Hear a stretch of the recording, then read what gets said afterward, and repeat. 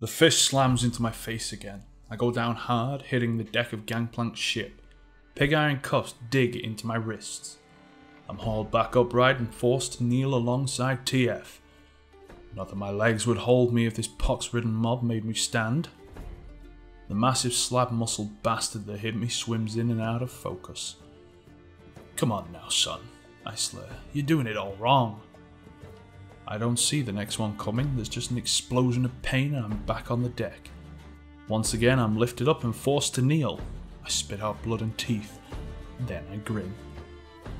My old ma hits harder than you do, boy, and she's been dead and buried 5 years now. He steps forward to knock me down again, but a word from Gangplank stops him in his tracks. Enough, the captain says. Swaying slightly, I try to concentrate on Gangplank's blurred outline. Slowly my eyes clear. At his waist I see he's wearing that damn knife that TF stole. Twisted fate, huh? I heard you were good, and I've never been one to look down on a good thief, Gangplank says. He steps in close and glares at TF. But a good thief knows better than to steal from me. He hunkers down and looks me square in the eye. And you. If you'd been 2 shades smarter, you would have put that gun to work for me. But we're past that now. Gangplank stands up and turns his back to us. I'm not an unreasonable man, he continues. I don't expect folk to bend the knee. All I ask is a mediocre of respect. Something you boys pissed all over. And that can't go unpunished. His crew pushes in, like dogs waiting for the order to rip us apart. I ain't rattled though. I won't give them the satisfaction. Do me a favour, I say, nodding toward TF. Kill him first. Gangplank chuckles at that. He nods to a crewman who starts banging away on the ship's bell. In answer, dozens more across the port city ring out. Drunks, sailors and shopkeepers start pouring onto the streets, drawn by the ruckus. The bastard wants an audience. Bilgewater's watching, boys, Gangplank says. Time to give him a show. Bring out Death's Daughter. There's a cheer and the deck drums with the clamour of stamping feet. An old cannon is wheeled out. Maybe rusted and green with age, but it's still a beauty. I glance over at TF, his head's down, and he ain't saying nothing. They took his cards off him, once they found them all. They didn't even leave him his stupid dandy hat. Some little inbred bastard in the crowd's wearing it. In all my years of knowing TF, he's always had an out. Without one here and now, he looks defeated. Good. You're getting what you deserve, you son of a bitch, I snarl at him. He stares back at me. There's fire in him still. I ain't proud of how things went. You left me to rot, I interrupt. Me and the whole crew tried to break you out, and they died for it, he snaps back at me. We lost Colt, Wallach, the Brick, all of them just trying to save your stubborn ass. You made out alright though, I reply. You know why? It's because you're a coward, and nothing you'll ever say can change that.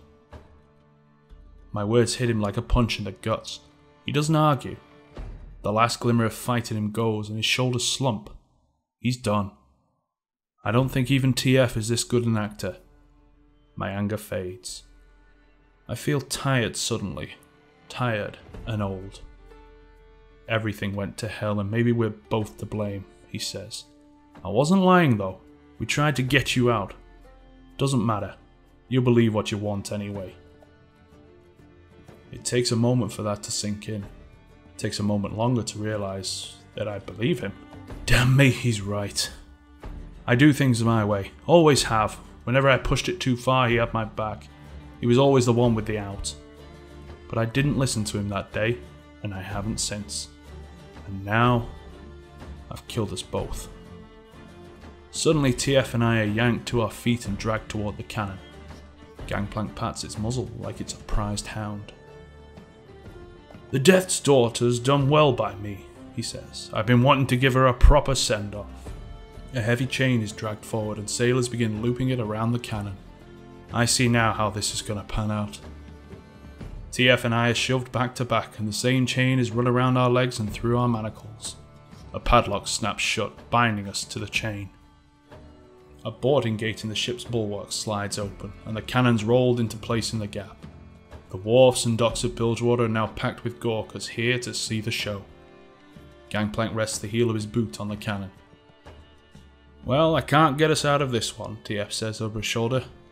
"I always knew you'd get me killed one day." A laugh escapes my lips at that. It's been a long time since I laughed. We're dragged toward the edge of the ship like cattle to the slaughter. I guess this is where my story ends. I had a good run for a while there, but nobody's luck lasts forever. It's only then that I know what I should do. Carefully straining against my manacles, I reach into my back pocket. It's still there. The playing card TF dropped back in the warehouse. I'd aimed to shove it down his bastard throat. They check TF good for cards, but not me. I nudge him. Chained back to back, it's easy to hand the card to TF without being seen. I can feel him hesitate as I pass it to him. "You two will make a meagre tither, but you'll serve," says Gangplank. "Give the bearded lady my regards." With a wave to the crowd, Gangplank kicks the cannon over the side. It hits the dark water with a splash and sinks fast. The chain on the deck spools out after it. Now at the end, I believe TF. I know he tried everything to get me out, like he did all those times when we ran together. This time for once, I've got the out. At least I can give him that. "Get out of here!" He starts going through the motions, spinning the card around his fingers. As the power starts to build, I feel an uncomfortable pressure in the back of my skull. I always hated being close to him when he did this trick. And then, he's gone. The chains binding TF drop to the deck with a crash, and there's shouts from the crowd. My chains are still locked tight. I ain't getting out of this, but it's worth it just to see the look on Gangplank's face. The cannon's chain yanks me off my feet. I hit the deck hard and grunt in pain. In an instant, I'm dragged over the edge of the boat. The cold water hits me, stealing my breath. Then I'm under, sinking fast, dragged down into the dark. The card Malcolm puts in my hand could easily get me to the wharf. I'm so close to shore, and from there the huge crowd's just perfect for me to vanish into. I could be off this rat's ass of an island inside an hour. This time, no one would ever find me.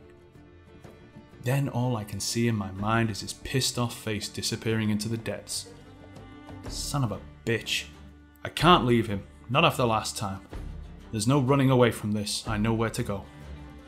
The pressure builds, and then I shift. In an instant, I'm right behind Gangplank, ready to make my move. One of his crew spots me. He looks baffled, like he's trying to figure out how I got there.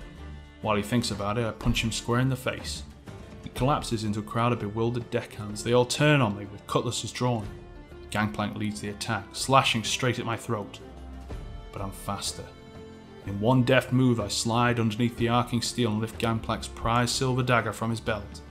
Behind me, I hear cursing that could split the mast in two. I leap to the deck, stowing the dagger in my breeches as the end of the chain tears towards the edge of the ship. I stretch and grab the last steel link just before it disappears overboard. The snap of the chain hauls me over the side, and now I realise what I've done. The water's coming at me fast. In that frozen moment, every single part of me wants to let go of the chain. Being a riverman who can't swim has plagued me my whole life. Now, it'll be the death of me. I take one final gulp of air, then a musket shot rips into my shoulder. I yell out in pain and lose my last breath just before I'm dragged under. Frigid water punches me in the face as I sink into the suffocating blue. This is my nightmare. Panic wells inside. I try to quell it, it's almost too much. More shots pierce the water above me, I'm still sinking. Sharks and devilfish circle. They taste the blood. They follow me deeper into the abyss. Everything is terror. No pain now, heart pounds in my ears, chest burning. Gotta keep the water out. Darkness coils around me, too far down, no way back. I know that now, but maybe I can save Malcolm. Below me there's a thud and the chain goes slack. The cannons hit the seabed. I pull myself down the chain into the shadows. There's a shape below, I think it's Graves. Frantic, I drag myself toward him. Then he's right in front of me. Though I can barely see the outline of his face, I think he's shaking his head at me, angry that I came back.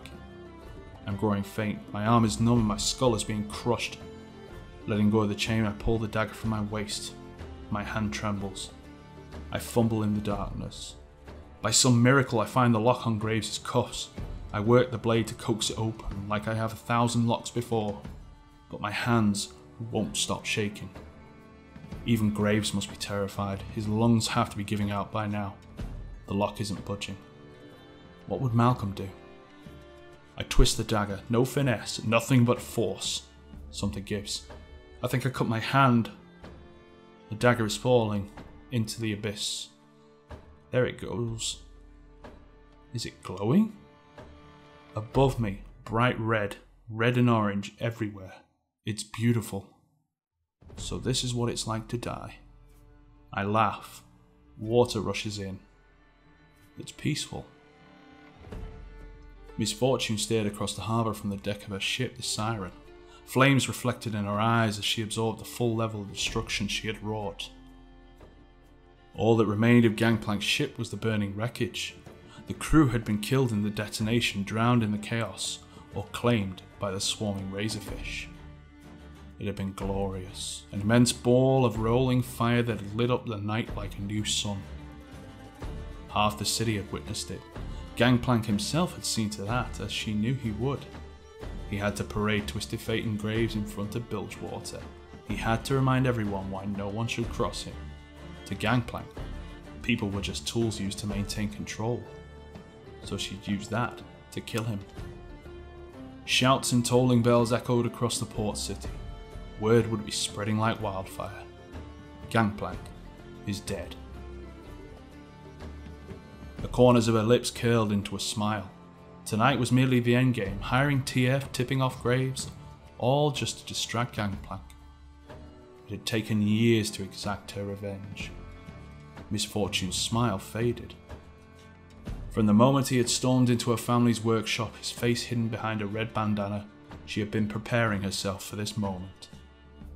Sarah lost both her parents that day. She was just a child, but he shot her down as she stood watching her parents bleed out onto the floor. Gangplank taught her a harsh lesson, that no matter how safe you feel, your world, everything you've built, everything you care for, can be taken in an instant.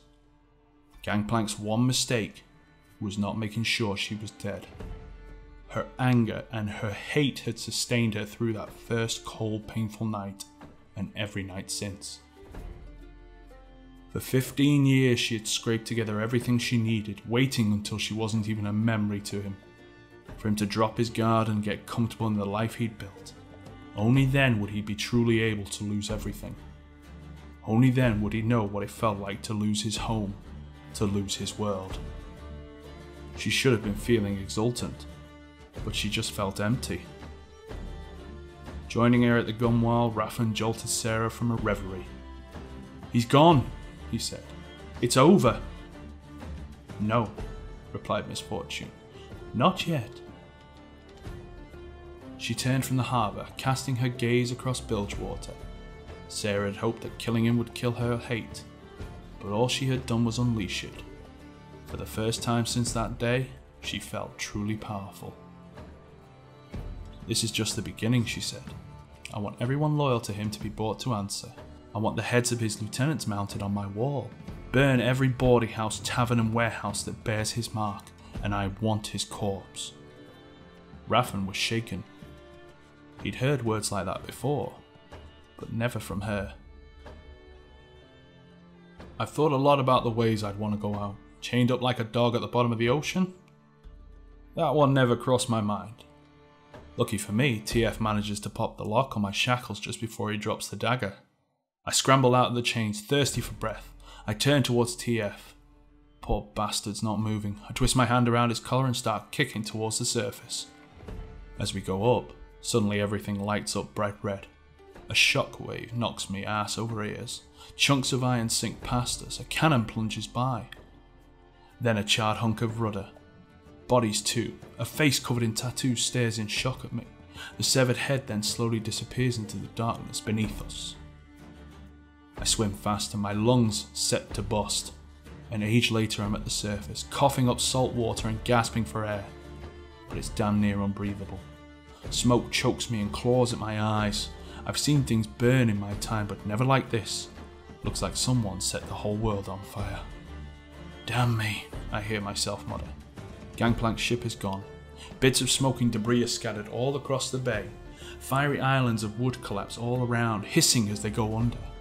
A flaming sail falls right in front of us, nearly dragging TF and me back down for good. Burning men desperately jump from smouldering pieces of wreckage into the water, quieting their own screams. It smells like the end of everything. Sulphur and ash and death, cooked hair and melting skin. I check on TF. I'm struggling to keep him above water. Son of a bitch is a lot heavier than he looks, and it ain't helping that half my ribs are broke. I find a piece of scorched hull floating nearby. It looks solid enough. I pull us both on top. It ain't exactly seaworthy, but it'll do. For the first time, I get a good look at TF. He ain't breathing. I wail on his chest with my fists. Just when I'm worried I'm going to cave his ribs in, he coughs out a lungful of seawater.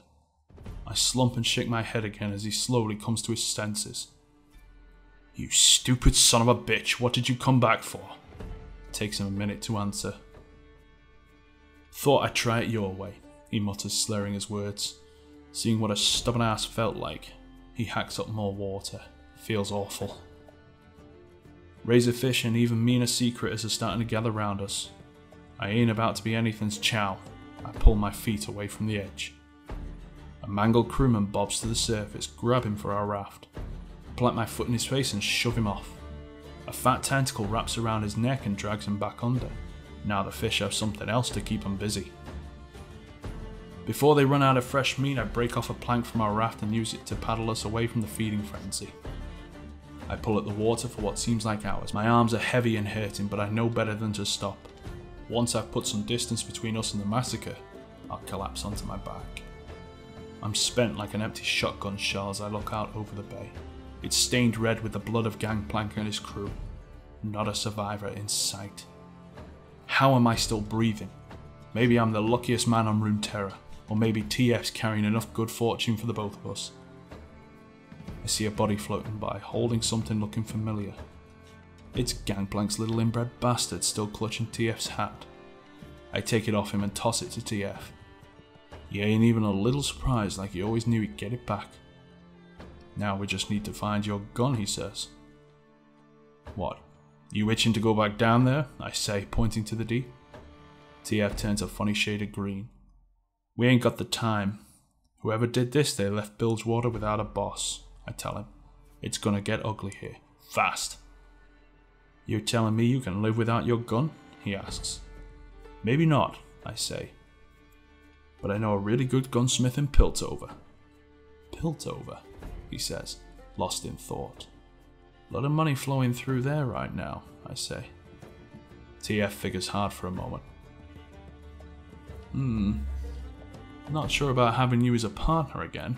You're even dumber than you used to be, he finally answers. That's alright. I'm not sure about having a partner called Twisted Fate. Who the hell came up with that? Well, it's a damn sight better than my real name, TF laughs. Fair enough, I admit. I grin. It feels just like the old days. Then I go stone-faced and look him dead in the eye. Just one thing. You ever have mind to leave me holding the bag again, I'll blow your goddamn head off. No questions. Fate's laugh dies down, and for a moment he glares back at me. Then, after a while, he just smiles. We got a deal.